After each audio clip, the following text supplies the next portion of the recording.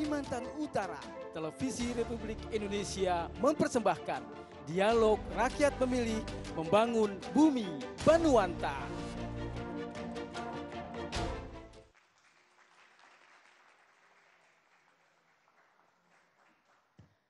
Selamat malam.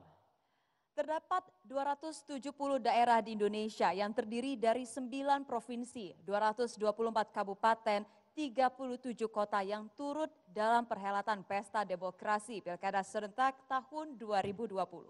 Dan Provinsi Kalimantan Utara sebagai provinsi termuda di Indonesia turut dalam Pilkada Serentak tahun 2020 menjadi salah satu dari sekian banyak provinsi yang kemudian mengambil bagian dalam Pesta Demokrasi. Dan ini menjadi kedua kalinya masyarakat Kalimantan Utara memilih gubernur dan juga wakil gubernur Kalimantan Utara setelah sebelumnya yang pertama dilakukan di tahun 2015. Betul, di tengah berbagai potensi yang begitu melimpah yang dimiliki oleh provinsi ini, lantas bagaimanakah momentum ini dapat dimanfaatkan oleh seluruh masyarakat untuk dapat memilih pemimpin Kaltara yang nantinya sama-sama kita akan coblos di tanggal 9 Desember 2020. Ini juga menjadi PR kita bersama untuk terus menyuarakan hak pilih kita dan hak suara kita. Berbagai pertanyaan tersebut malam ini kita akan jawab langsung dari Kota Tarakan, Provinsi Kalimantan Utara. Bersama saya Madi Kertayasa. Dan saya Nurul Jamila. Pemirsa, inilah Dialog Rakyat Memilih Pilkada Provinsi Kalimantan Utara. Membangun Bumi Banuanta.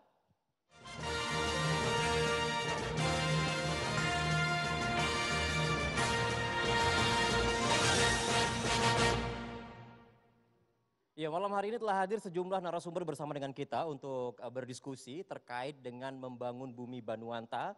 Dan ini berkaitan dengan bagaimana kemudian mensukseskan Pilkada Serentak di Kalimantan Utara. Langsung saja kita sapa narasumber kita malam hari ini. Yang pertama akan kami sapa ada Brigjen TNI Suratno, Komandan Komando Resor Militer 092 Maharaja Lila. Selamat malam Komandan. Ya, narasumber kita berikutnya adalah Rektor Universitas Borneo Tarakan, Profesor Adri Paton. Selamat malam Prof, terima kasih sudah hadir. Selamat malam Mas Dewa, Mbak Nurul. Ya, kemudian juga hadir bersama dengan kita Wakil Ketua Umum Majelis Ulama Indonesia, Bapak Samsi Sarman. Selamat malam Pak Samsi.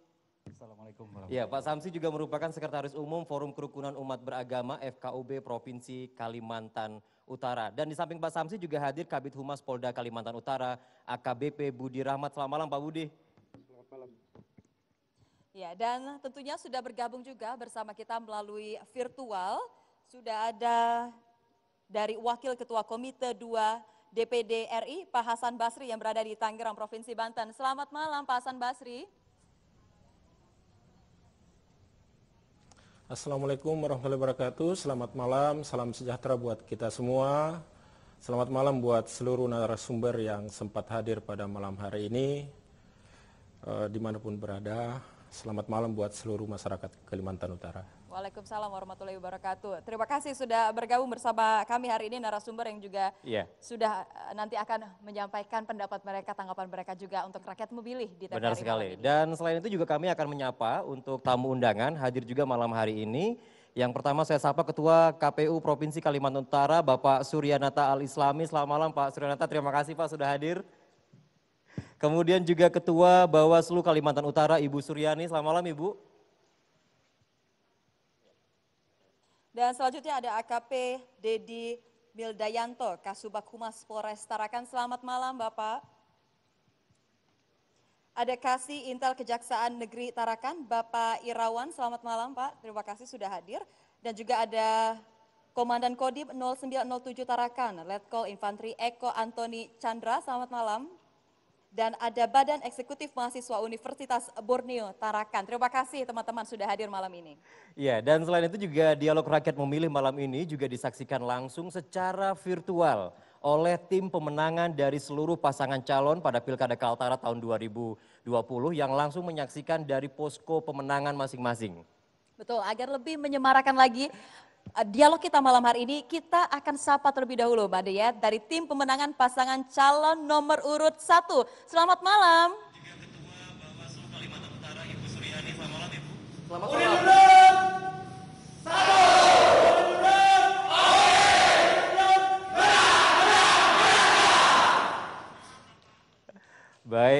luar biasa semangatnya ya. Ya, ini adalah semangat kebersamaan.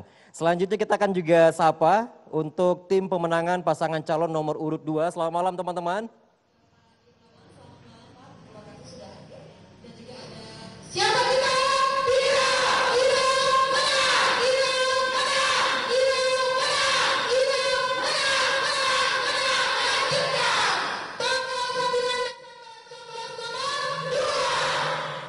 Oke, sudah ada 2 dan ini yang terakhir pasti nggak mau kalah juga. Ini pasti semangat juga saya yakin. Ada dari tim pemenangan pasangan calon nomor urut 3. Selamat malam.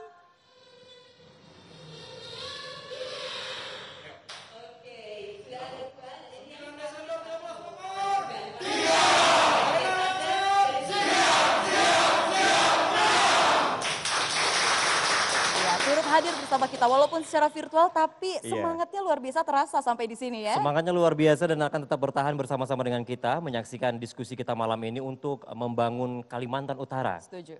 Dan selanjutnya kami akan perkenalkan profil singkat seluruh pasangan calon gubernur dan juga wakil gubernur Kalimantan Utara pada Pilkada tahun 2020.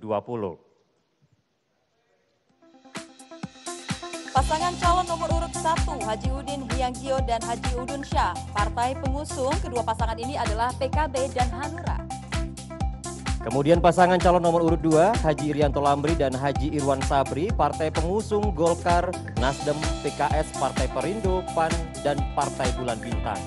Selanjutnya pasangan calon nomor urut 3, Haji Zainal Arifin dan Yansen TP. Partai pengusung kedua pasangan ini adalah Gerindra, PDI Perjuangan, P3, dan Partai Demokrat.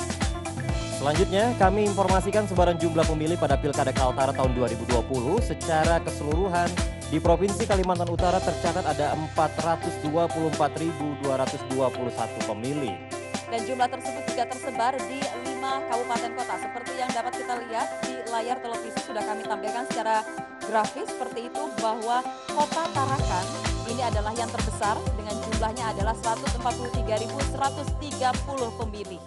Ya, demikian tadi kita hadirkan ya profil singkat seluruh pasangan calon yang maju pada Pilkada Kaltara tahun 2020 beserta dengan jumlah pemilih yang ada di Kalimantan Utara. Begitu banyak jumlah pemilihnya ya, artinya juga harus betul-betul bagaimana kita sama-sama mendorong masyarakat di Kalimantan Utara ini untuk memberikan hak suara mereka Memastikan di pilkada hadir nanti dan ya. juga menyalurkan hak suara ya. Betul. Baik, kita mulai diskusi kita malam ini. Ini yang sudah kita tunggu dari tadi Made ya.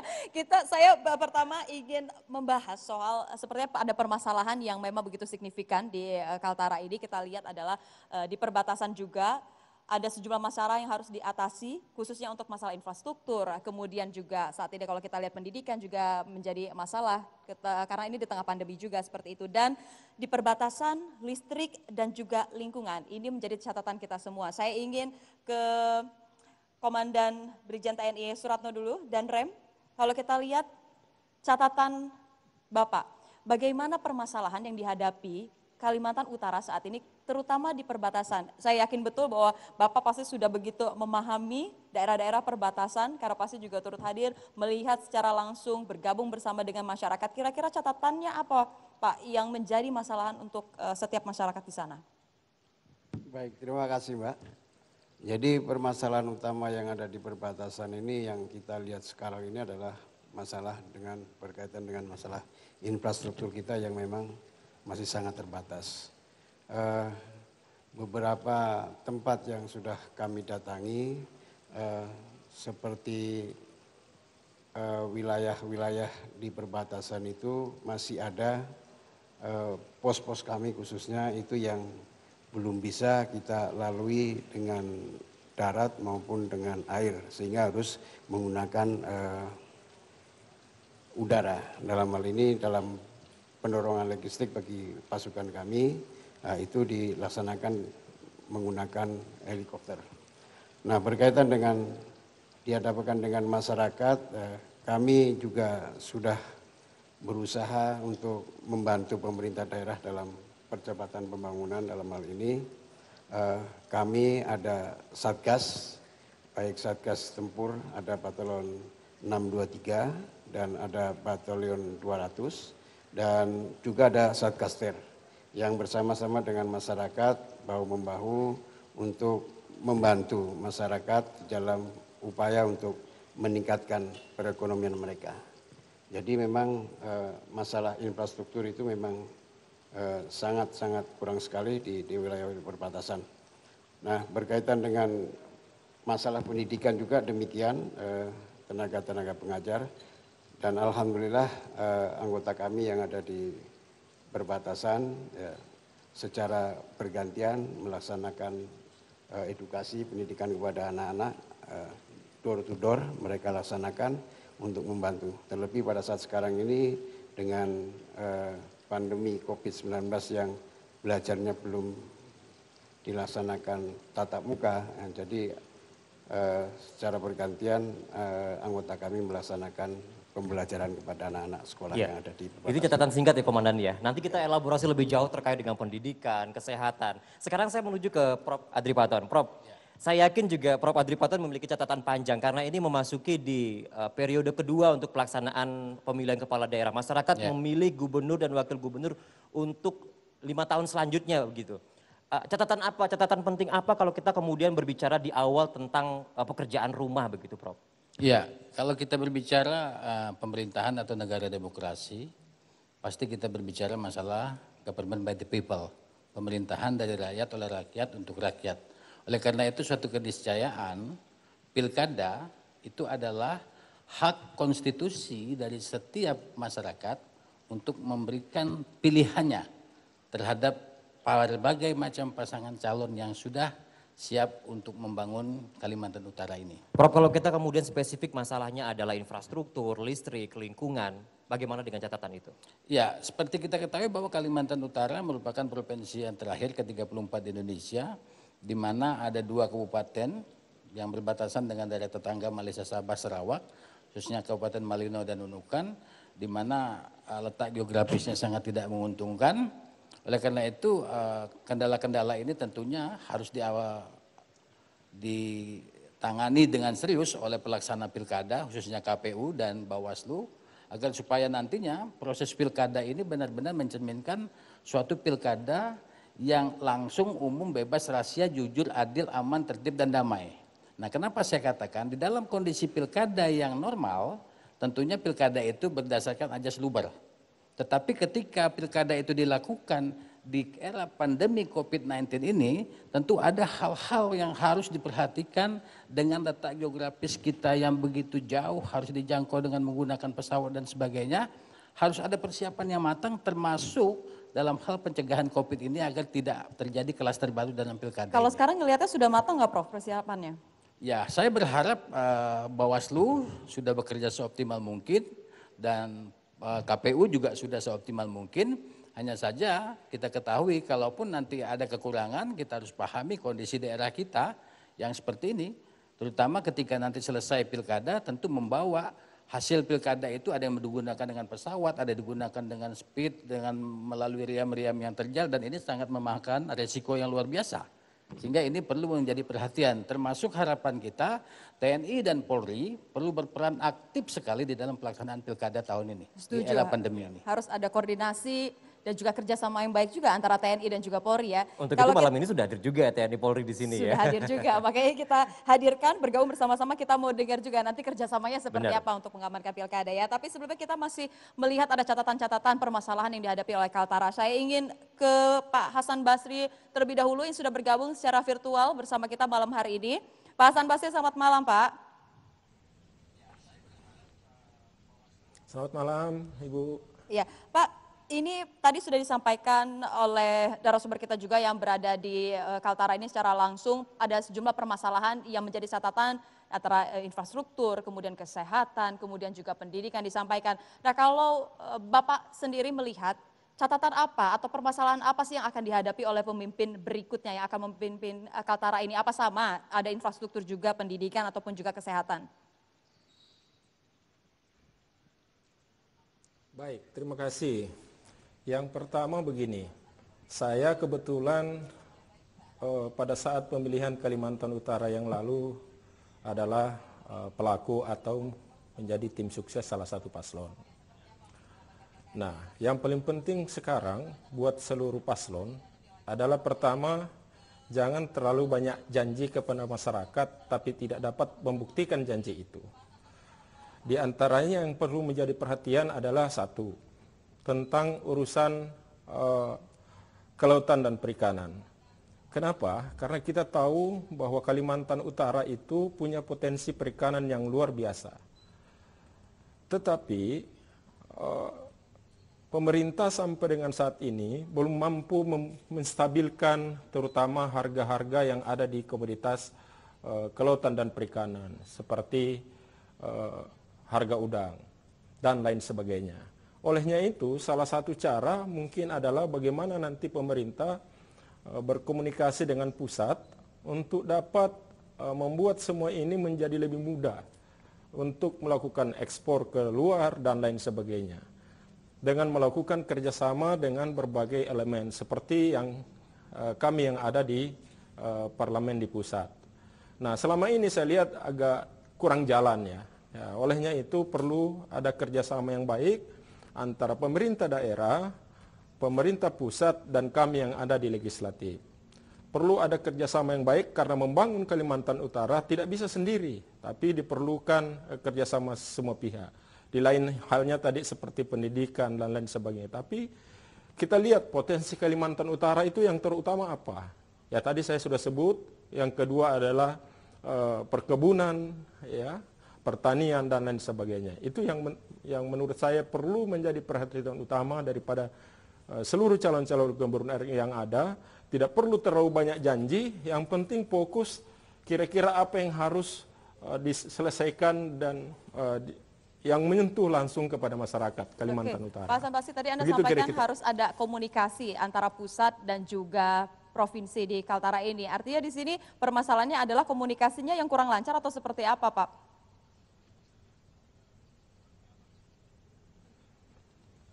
Saya begini, saya sudah 1 tahun menjadi anggota Dewan Perwakilan Daerah Republik Indonesia mewakili khususnya mewakili Kalimantan Utara. Tetapi komunikasi saya lihat hampir seluruh kepala daerah yang ada di Kalimantan Utara tidak rasanya kami di sini hanya bekerja sendiri untuk bagaimana berkomunikasi dengan kementerian-kementerian terkait untuk dapat mendorong beberapa program-program kegiatan untuk disampaikan kepada daerah baik kabupaten maupun provinsi. Nah, tetapi kalau ada kerjasama yang baik antara pemerintah daerah yang ada di Kalimantan Utara, misalnya ya mendorong proposal-proposal apa saja yang penting untuk kita golkan di pusat. Nah, ini kerjasama maupun komunikasi ini saya kira ini yang perlu dijaga dan ditindaklanjuti oleh semua kepala daerah.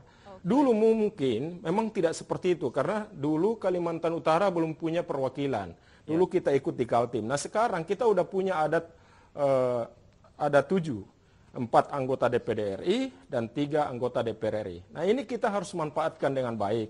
Baik. Ya, jangan sampai selesai 5 tahun tapi banyak yang hanya duduk diam. Nah, ini perlu berarti ini koordinasi ada yang catatan baik di antara tambahan semua ya, pihak, permasalahan yang supaya dialami ini ya. bisa Catatannya adalah komunikasinya yang kurang lancar antara pusat dan juga provinsi. Tapi nanti kita akan elaborasi lebih jauh terkait dengan hal tersebut. Tadi juga Pak Hasan Basri tetap bertahan bersama kami, Pak. Tadi juga Bapak menyinggung mengenai berbagai potensi. Nanti kita akan gali lebih dalam terkait dengan berbagai potensi yang kemudian kita hubungkan dengan tantangan yang saat ini ada. Sekarang saya menuju ke Pak Samsi, Pak. Pak, kalau kemudian tadi saya sudah bicara mengenai berbagai persoalan yang ada, baik dari Pak Hasan Basri menyinggung, kemudian Komandan dan juga Prof juga telah menyinggung. Kalau kemudian kita berbicara mengenai stabilitas, persoalan stabilitas menjaga, artinya juga potensi tersebut mampu tergali dengan baik jika kondusivitas di daerah, antar masyarakat, sosialnya juga berjalan dengan baik. Catatan apa yang dimiliki oleh Wakil Ketua Umum MUI Provinsi Kalimantan Utara? Silakan Pak. Assalamualaikum warahmatullahi wabarakatuh. Bapak Ibu sekalian pemirsa yang budiman, Kaltara ini miniaturnya Indonesia. Kebinekaannya sudah keterwakilan semua suku, agama ada. 6 agama memiliki umat di Kalimantan Utara. Islam, Katolik, Kristen, Hindu, Buddha, dan Konghucu. Suku adatnya pun lengkap. Bahkan kita tidak bisa pungkiri bahwa suku pendatang itu jauh lebih dominan ketimbang suku setempat. Sehingga catatan saya buat paslon yang nanti ketika Allah menentukan takdirnya memimpin, dibutuhkan kearifan untuk mampu mengakomodir kebinekaan yang ada. Ingat, kita bukan memilih pemimpin agama, kita bukan sedang melakukan pemilihan ketua-ketua agama, kita sedang memilih pemimpin kepala daerah. Sehingga kepala daerah itu memang dituntut mampu mengakomodir kebinekaan yang ada. Seringkali agama menjadi alat, seringkali agama, suku menjadi komoditas politik yang dimanfaatkan. Padahal sesungguhnya suku, agama, ras, dan golongan itu menjadi potensi.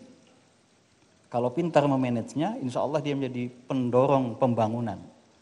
Mungkin tidak dibahas dari aspek ekonomi, politik, sosial, budaya, tapi ingat, umat beragama itu potensi yang luar biasa. Ya, dia akan mampu mendorong pembangunan yang ada di sini. Tetapi kalau kita gagal memanagenya, maka dia juga akan menjadi penghancur, meluluh lantahkan pembangunan yang kita buat. Ya, memanage masyarakat juga ini PR dari TNI Polri juga ya. Saya mau tanya ke AKP Budi Rahmat, Pak Kabid Humas Polda Kaltara. Pak, ini menjadi catatan penting juga karena kalau misalnya kita agak sedikit flashback beberapa tahun kemarin seperti itu sempat terjadi gesekan di Kaltara ini sendiri. Nah, untuk pengamanannya di Pilkada yang akan berlangsung 9 Desember nanti agar tidak terjadi hal serupa nanti seperti apa Pak? Agar masyarakat juga kondusifnya terjaga, kolaborasi antara TNI dan juga Polri ini seperti apa? Baik, terima kasih. Kami jajaran Polda Kaltara sudah pernah melakukan pengamanan dalam rangka Pilpres tahun lalu dan mendapat apresiasi peringkat pertama provinsi teraman se-Indonesia. Nah, ini berbekal itu kami pun berupaya untuk bisa melakukan pengamanan, bisa mengawal tahapan-tahapan pilkada di Provinsi Kaltara, baik itu pemilihan gubernur, kemudian pemilihan bupati. Di sini ada Bupati Bulungan, Tanah Tidung, kemudian Malino dan Nunukan. Ini bisa berjalan dengan aman, damai, dan dalam kondisi pandemi COVID-19 ini betul-betul tidak muncul klaster baru, klaster pilkada. Ini kita sama-sama kita bersinergi, tentunya juga didukung dari unsur TNI, instansi terkait, dan mitra Kamtibmas lainnya. Kita bahu-membahu bagaimana kita bisa menciptakan Provinsi Kaltara ini menjadi provinsi yang paling aman se-Indonesia. Untuk mempertahankan prestasinya gitu ya. Betul, Pak ya? Iya. Namun kalau kita kemudian melihat apakah memang ada pemetaan yang saat ini sudah dilakukan dari pihak Polda? Ya, tentunya terkait masalah kondisi Kamtibmas ini sifatnya selalu dinamis, setiap saat, setiap hari selalu berubah-ubah, dan kami sendiri pun ada Satgas, kita bentuk Satgas Polda dalam rangka operasi Mantap Praja Kayan 2020. Kami sudah menggelar operasi mulai tanggal 3 September sampai nanti berakhir bulan Desember tanggal 26. Ini kita sudah setiap hari kita evaluasi, kita monitor laporan dari rekan-rekan jajaran. Tentunya kita lebih mengedepankan upaya-upaya preventif, Baik. pencegahan, memberikan sosialisasi pada masyarakat, dan tentunya didukung oleh fungsi intelijen dan penegakan hukum. Demikian. Ya, baik. Terima kasih Pak. Selanjutnya saya ke langsung spesifik kali kita ya, karena malam ini kita hadir langsung dari Tarakan. Tarakan kita ketahui bahwa paling besar jumlah pemilih itu ada di Tarakan. Kita pengen tahu juga karena perlu sinergi antara TNI dan juga Polri. Sekarang saya menuju ke Dandim 0907 yang juga sudah hadir bersama dengan kita. Letkol Infantri Eko Antoni Chandra Lestiono, Pak Dandim. Kalau kemudian kita bicara mengenai spesifik di Tarakan misalnya, apa yang kemudian perlu menjadi catatan bagi kita sebagai diskusi awal kita, elaborasi awal? Baik, Selamat malam, Assalamualaikum warahmatullahi wabarakatuh. Jadi kebetulan saya di Tarakan ini sudah tahun lalu kami melaksanakan Pileg Pilpres 2019 seperti yang tadi disampaikan oleh Wakabid Humas. Memang di Tarakan ini berbagai macam suku ada di sini. Lalu berbagai macam istilahnya kepentingan ada di sini. Jadi Tarakan ini akan menjadi tempat perebutan suara yang paling sengit di antara paslon-paslon, khususnya paslon gubernur. Karena dengan mereka menguasai Tarakan ini, mereka bisa unggul di tempat-tempat yang lain. Artinya dengan menguasai Tarakan saja, hanya kerjanya lebih ringan di wilayah lainnya. Hal inilah yang menyebabkan banyaknya persaingan-persaingan akan terjadi di Tarakan ini. Khususnya bagaimana para paslon dan tim suksesnya itu merebut simpati pemilih untuk memilih pasangan calon tersebut. Ini yang kami khawatirkan terjadinya gesekan-gesekan antara tim ses paslon ini. Jadi kalau menurut saya ini harus kita hindari dengan cara mereka menggunakan cara-cara yang benar dan cara-cara yang baik. Banyak sekali black campaign dan lain sebagainya yang sudah kami analisa sampai saat ini, dan kemungkinan itu akan menjadi suatu permasalahan apabila nanti itu tidak ditindaklanjuti oleh baik Bawaslu maupun KPU. Jadi menurut saya yang paling penting di sini adalah kesadaran masyarakatnya untuk melihat visi misi para paslon itu, sehingga itulah yang meyakinkan dia untuk memilih paslon itu dan berharap banyak pada paslon itu untuk memenangkan dan memilih dan memimpin Kaltara untuk menjadi Kaltara yang lebih baik di masa mendatang. Mungkin kira-kira itu ya. Oke, agar tidak terjadi gesekan ini juga PR TNI dan juga kepolisian ya. Benar Saya sekali. ingin ke yang tahu dan hafal betul juga dengan Tarakan, yang nggak mau kalah juga. Ini ada Bapak AKP Dedi Mildayanto, Kasubag Humas Polres Tarakan. Pak Dedi, saya ingin tahu juga, pasti hafal juga dengan Tarakan. Kemudian bagaimana membuat agar masyarakat ini menjadi kondusif di tengah persiapan kita untuk menjelang pilkada nanti di 2020. Oke.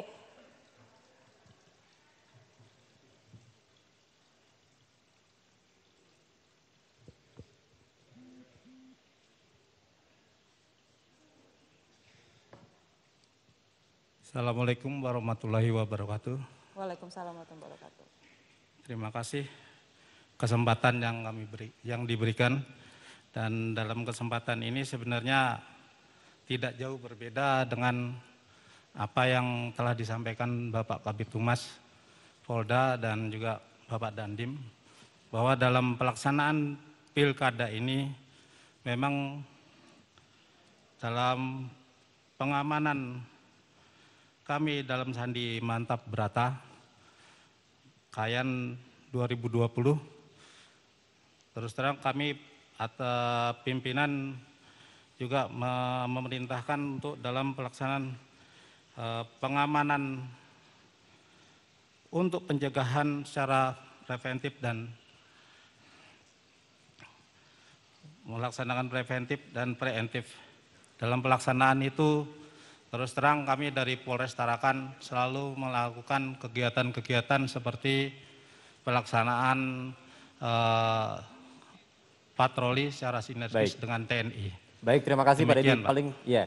Paling tidak malam ini kita sudah mendengar ya bagaimana kemudian di tingkat Polda, kemudian sampai di Tarakan, Dandim juga sudah menyampaikan elaborasi awal di segmen pertama. Kita masih membahas akan lebih dalam lagi untuk segmen selanjutnya. Dan memang Pilkada Kaltara ini selalu menjadi magnet bagi calon-calon pemimpin yang berkualitas. Potensi besar lain seperti apa yang sebenarnya dimiliki oleh Kalimantan Utara? Jawabannya usai jeda, karena kami akan segera kembali tetap bersama kami dalam Dialog Rakyat Memilih Provinsi Kalimantan Utara. Kami segera kembali.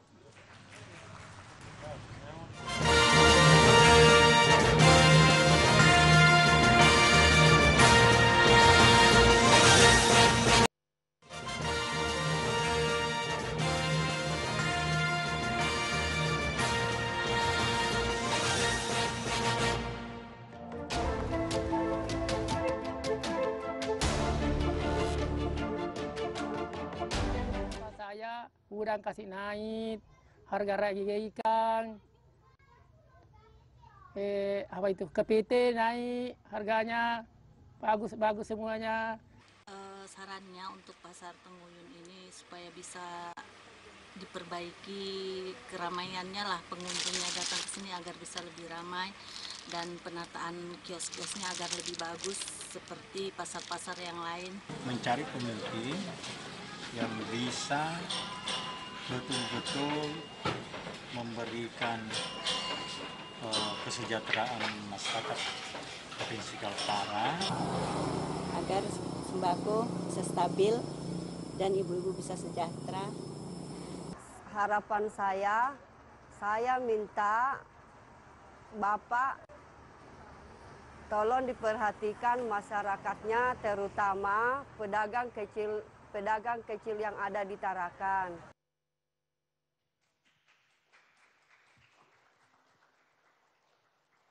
Ya pemirsa, terima kasih Anda masih bersama kami di Dialog Rakyat Memilih Pilkada Provinsi Kalimantan Utara. Tadi sudah sama-sama kita melihat sebuah tayangan, ini adalah harapan yang sudah diungkapkan oleh masyarakat di Kaltara sendiri, bahwa mereka juga mengharapkan untuk pemimpin berikutnya agar lebih mensejahterakan lagi masyarakat dan lebih memperhatikan lagi rakyat atau juga pedagang kecil, seperti itu ya. Benar sekali, dan malam ini juga saya sapa dulu untuk kehadiran Wali Kota Tarakan, Bapak Haji Herul. Terima kasih Pak sudah hadir. Selamat malam Pak, terima kasih. Iya, berbicara mengenai tingkat kesejahteraan, harapan atas peningkatan kesejahteraan ini juga bukan tanpa alasan, ya memang mengingat Kalimantan Utara memiliki potensi yang sangat besar dari sejumlah sektor. Malam ini kami akan hadirkan informasi dalam grafis terkait dengan potensi yang dimiliki oleh Kalimantan Utara. Kita pertama akan melihat potensi yang dimiliki dari sektor mineral dan energi, ya. Kemudian juga dari sektor minyak dan gas. Di Kaltara bahkan terdapat 9 titik ladang minyak yang mengandung 764 juta barel minyak dan 1,4 triliun kubik feet gas. Potensinya begitu banyak, ada juga sumber energi berbasis konservasi di mana sungai di Kaltara ini berpotensi menjadi sumber energi listrik berkapasitas ribuan megawatt. Kemudian juga ada potensi perikanan yang juga besar, khususnya di Kota Tarakan dan juga Kabupaten Nunukan.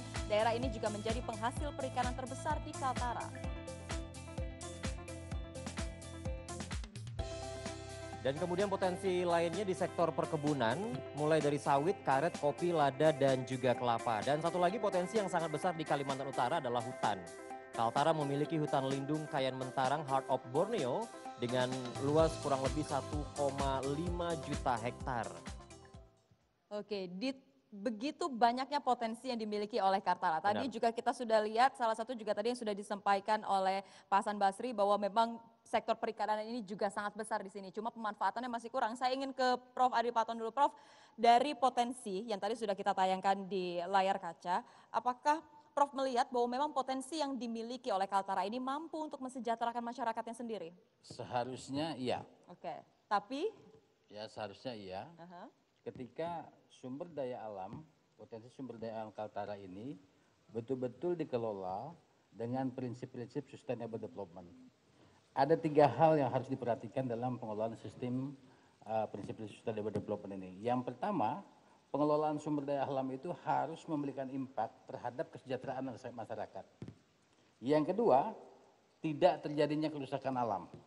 Yang ketiga, tidak terjadinya kerusakan sosial.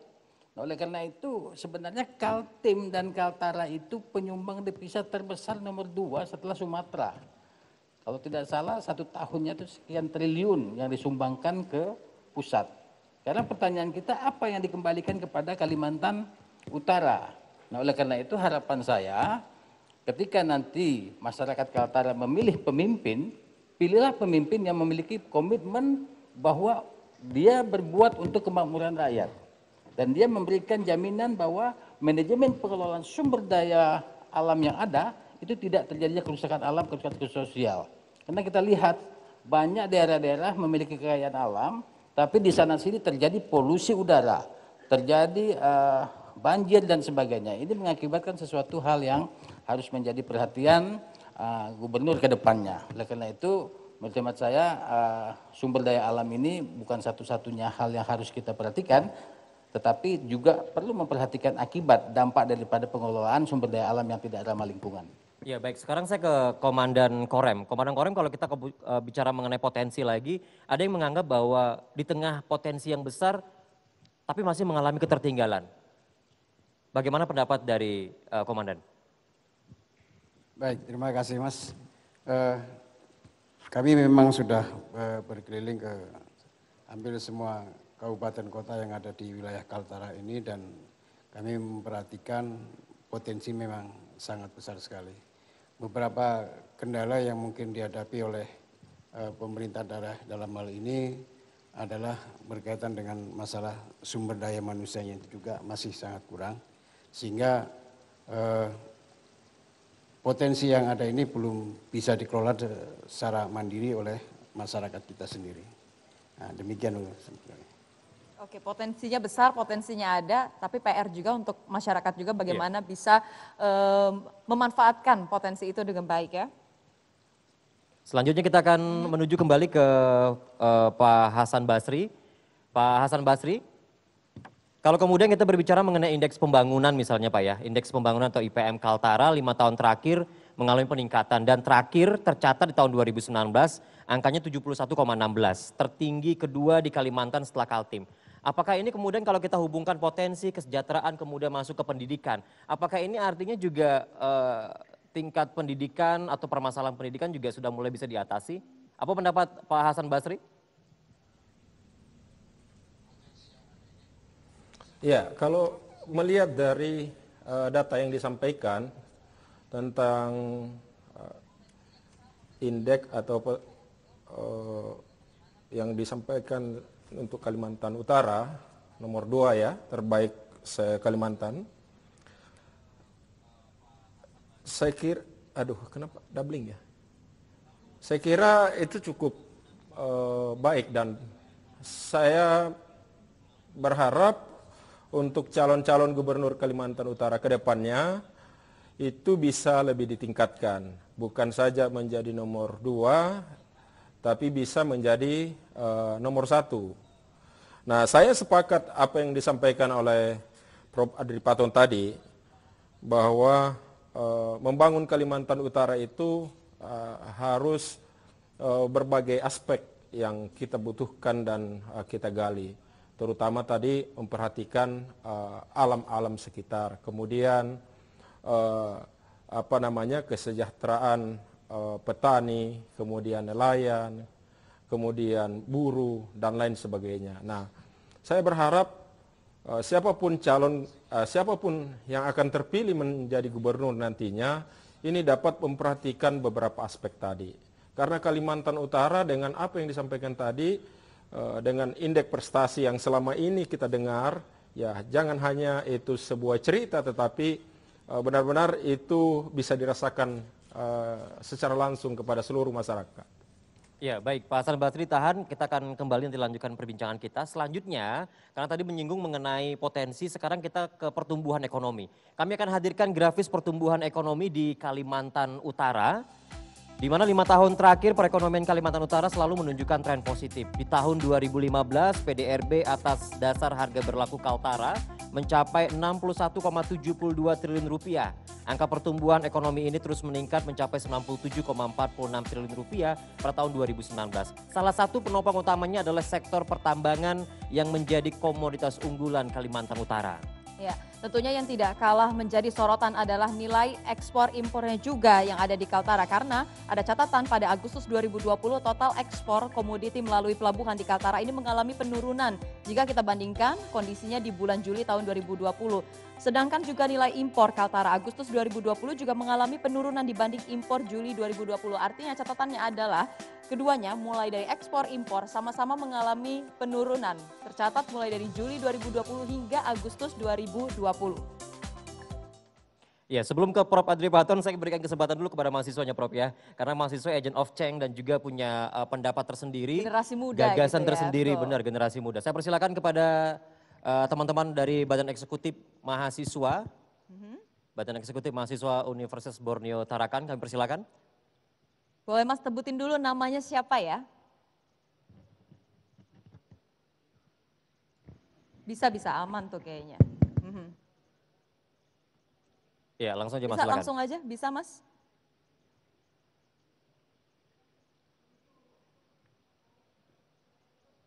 Ya, silakan. Iya, silakan Mas. Silakan langsung aja diberi penjelasan.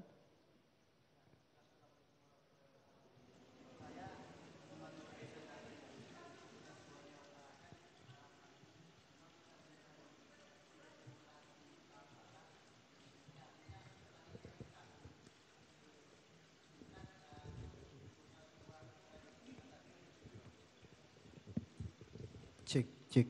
Ya, saya lanjut.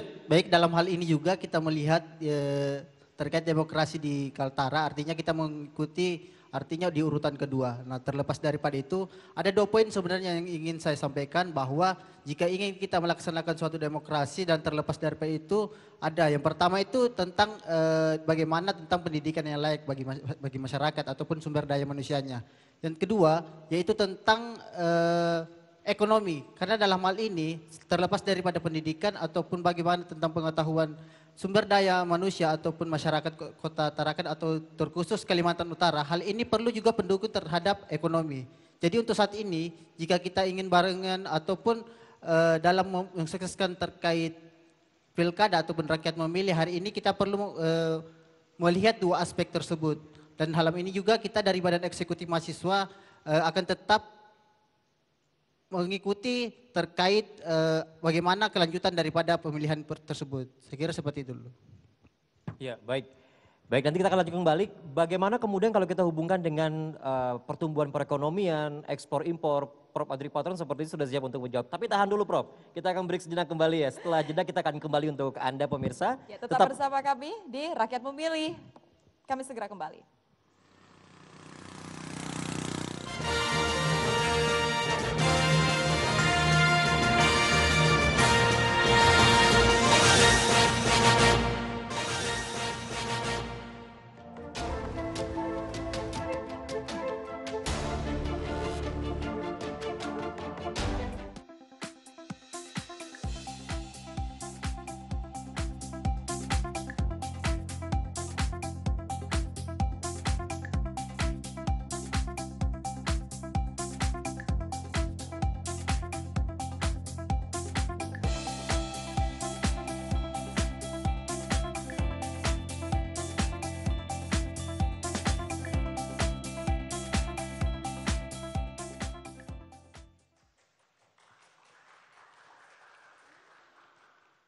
Baik, ini sudah di segmen kita terakhir, Mbak Ada dan juga pemirsa. Tapi kami masih ingin mendengarkan semangat dari para tim pemenangan. Kita akan sapa terlebih dahulu dari tim pemenangan pasangan calon nomor urut 1. Selamat malam teman-teman, masih semangat tidak di situ?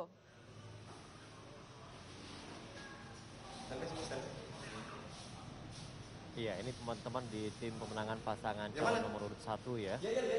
Pemuda oke!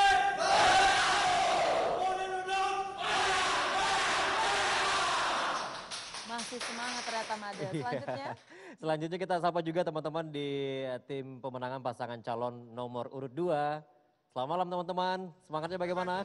Standby. Lihat arahan saya ya. Oke, ayo Bu. Siapa kita?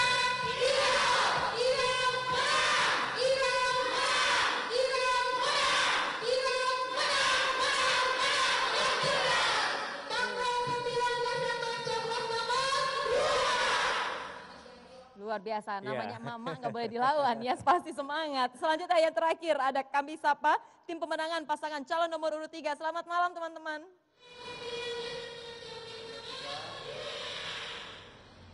Luar biasa. Bila ada semua.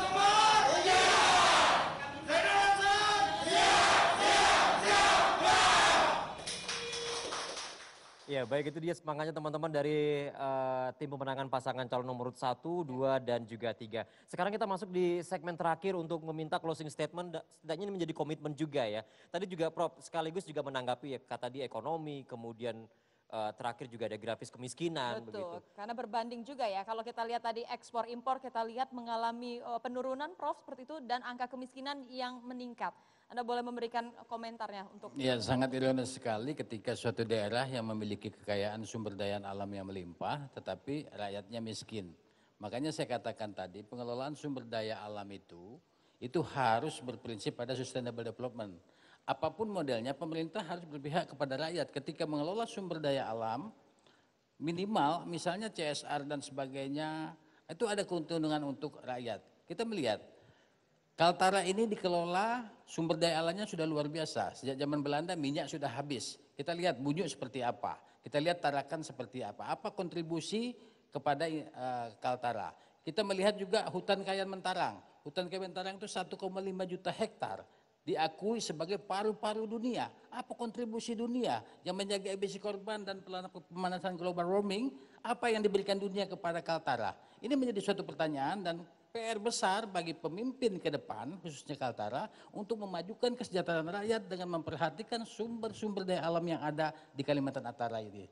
Kalau tidak, ini berarti ada satu hal yang salah urus menurut teman saya. Iya, baik. Baik, Prof, terima kasih. Ini juga bisa menjadi catatan untuk gubernur terpilih nanti ya. Selanjutnya. Betul. Nah, saya ingin ke Danrem, Brigjen TNI Suratno. Catatan penting apa yang ingin Bapak sampaikan kepada calon pemimpin berikutnya? Baik, terima kasih Mbak. Catatan penting yang ingin kami sampaikan pada para calon nanti, siapapun yang terpilih nantinya. Yang pertama adalah untuk tetap berpihak kepada rakyat, dalam hal ini meningkatkan kesejahteraan masyarakat dengan lebih meningkatkan pembangunan infrastruktur, khususnya di wilayah-wilayah perbatasan yang memang saat ini masih kurang. Kemudian yang kedua, di waktu yang masih ada sini, beberapa hari ke depan kita masih melaksanakan kampanye. Kebetulan saya sebagai juga dan Satgas pendisiplinan COVID-19 ini, masalah kesehatan, kami berpesan pada para calon dan para tim sukses di dalam pelaksanaan kampanye untuk memperhatikan masalah protokol kesehatan. Tetap gunakan masker, hindari kerumunan yang sudah ditentukan oleh Bawaslu maupun KPU, berapa orang yang harus hadir itu tolong untuk ditaati, sehingga yang tadi disampaikan oleh Wakadipusmas, Wadir ya, Wadirumas dari Polda, tidak ada klaster dalam pilkada ini, ya bisa kita terlaksana. Baik. Saya kira itu pesan kami kepada para calon, dan yang terakhir pesan kami bahwa kami sampaikan, kami dari TNI sampai dengan hari ini undang-undang kami tidak memilih dan kami netral. Tetap Jadi menjaga netralitas ya Komandan ya. Ya, jangan diajak-ajak kami untuk berpolitik praktis. Ya, baik. Terima kasih. Selanjutnya saya persilakan kepada Wakil Ketua MUI. Pesan apa yang kemudian akan menjadi catatan penting sebagai closing statement? Silakan Pak Samsi. Singkat Pak, silakan. Ya, filsafat di dalam lagu kebangsaan kita, bangunlah jiwanya, bangunlah raganya. Jadi salah seorang kepala daerah, salah seorang pemimpin ketika mengabaikan pembangunan spiritual. Kalau kami Islam misalnya meyakini, saya cuplik sebuah ayat Al-Quran, walau anna ahlal qura amanu wa taqaw lapatahna alaihim barakatim minas sama'i wal ard. Jadi kalau penduduk suatu kaum, penduduk sebuah negeri beriman dan bertakwa, maka konsekuensinya Allah akan bukakan pintu langit, pintu bumi untuk menurunkan berkah.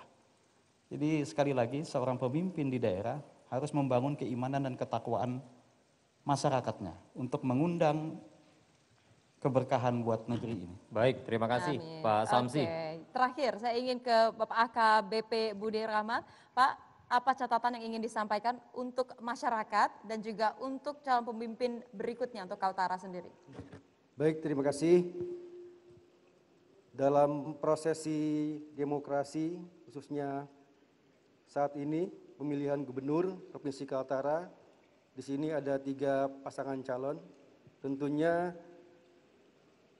tidak mungkin 3-tiganya terpilih, pasti ada salah satu yang terpilih dan yang lainnya harus ikhlas. Jadi pesan dari kami mewakili Polda Kaltara, jadilah sebagai pemilih yang cerdas.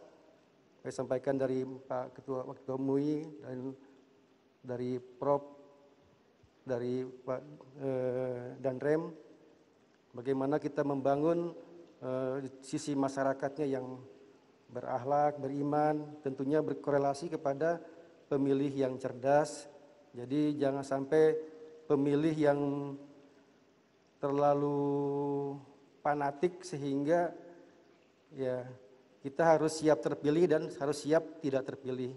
Itu berkorelasi kepada situasi Kamtibmas bisa kondusif. Harus legowo gitu ya Pak Betul, ya. iya. Oke, selanjutnya saya ingin ke Wakil Ketua Komite 2 DPD RI, Pak Hasan Basri yang masih bergabung bersama kita secara virtual. Saya ingin Bapak menyampaikan catatan yang harus diperhatikan oleh calon pemimpin berikutnya. Silakan Pak. Baik, terima kasih. Kita ketahui bersama bahwa potensi Kalimantan Utara itu cukup besar, baik dari sektor pertanian, kehutanan, peternakan, kemudian perikanan, pertambangan, dan energi, industri pengolahan, konstruksi, dan lain sebagainya. Saya pesan bagi siapapun pemimpin ke depan, potensi-potensi yang sangat luar biasa ini, mari kita manfaatkan dengan baik. Mari kita jaga Kalimantan Utara juga menjadi provinsi walaupun provinsi yang terakhir, tapi paling tidak mampu berbicara baik di nasional maupun internasional. Yang kedua, saya sampaikan juga kepada seluruh kepada seluruh tim sukses agar mari berkampanye yang baik. Iya. Ya, cukup pada saat yang lalu pernah terjadi beberapa kegiatan hal-hal yang kurang baik. Baik Pak Hasan Basri, kita berikan catatan atau garis bawah begitu, berkampanye yang baik Pak. Untuk Iya. lebih baik. Ya, baik, terima kasih Pak Hasan Basri. Dan sekarang gong paling penting adalah pada penyelenggara. Saya persilakan kepada Ketua KPU dan juga Bawaslu Provinsi Kalimantan Utara. Kita awali dari Ketua KPU Provinsi Kalimantan Utara, Bapak Suryanata. Silakan Pak, singkat sebagai catatan terakhir begitu penyelenggaraan pilkada di Kalimantan Utara. Baik, terima kasih. Sekarang dalam proses masa kampanye, beberapa waktu yang lalu pasangan calon sudah mengikrarkan komitmen cara yang sehat, bersaing dengan cara-cara yang sehat. Insya Allah kita semuanya memilih dengan cara-cara yang sehat dan insya Allah kita semuanya selamat. Itu pesan kami, mudah-mudahan Kaltara semakin berkah. Terima kasih. Ya, KPU tidak bekerja sendiri karena ada Bawaslu juga di sampingnya yang selalu setia. Saya ingin dari Bawaslu Ibu Suryani menyampaikan sebuah catatan. Semoga tidak ada black campaign juga seperti itu dan agar pelaksanaan pilkada ini bisa berjalan dengan lancar. Apa Bu? Iya, terima kasih. Kami dari Badan Pengawas Pemilu tentu dengan segenap jajaran sesuai dengan kewenangan akan melakukan tugas-tugas kami untuk berupaya semaksimal mungkin mengawal pelaksanaan kepala daerah di Provinsi Kalimantan Utara dengan mendorong partisipasi pemilih dan juga partisipasi Kaltara beserta populasi masyarakat di Kaltara sendiri. Nah, sesuai dengan kewenangan, Bawaslu tentu melakukan pengawasan-pengawasan secara spesifik terhadap larangan-larangan yang sudah disampaikan atau dituangkan di dalam ketentuan. Kami berharap protokol kesehatan tetap menjadi perhatian utama semua peserta pemilihan. Kemudian jadilah pemilih cerdas untuk pilkada yang bermartabat. Sekian, Assalamualaikum. Baik, terima kasih kami ucapkan kepada Ketua Bawaslu Provinsi Kalimantan Utara, Ketua KPU dan seluruh narasumber yang hari ini sudah hadir, termasuk juga Wali Kota Tarakan yang juga sudah hadir untuk menyaksikan program kita. Betul. Kita ketahui bahwa dalam dialog rakyat memilih Pilkada Provinsi Kalimantan Utara malam ini sudah merangkum banyak hal, termasuk harapan masyarakat Kalimantan Utara memiliki gubernur dan juga wakil gubernur berkualitas yang mampu mengoptimalkan potensi besar yang dimiliki oleh provinsi ini. Tentunya dan membuat masyarakat di Kaltara juga mampu bersaing mulai dari ekonomi. Kaltara ini sangat luar biasa agar mampu bersaing dengan provinsi lain yang ada di Indonesia. Dan untuk mewujudkan semua itu yang paling penting adalah masyarakat harus memastikan kehadiran di TPS pada tanggal 9 Desember 2020 guna menyalurkan hak suara Anda. Karena apa? Suara Anda akan menentukan masa depan dari Kalimantan Utara. Akhirnya saya Nurul Jamilah. Dan saya Made Kertayasa mewakili seluruh kerabat kerja yang bertugas pamit undur diri. Selamat malam dan sampai jumpa. Sampai jumpa.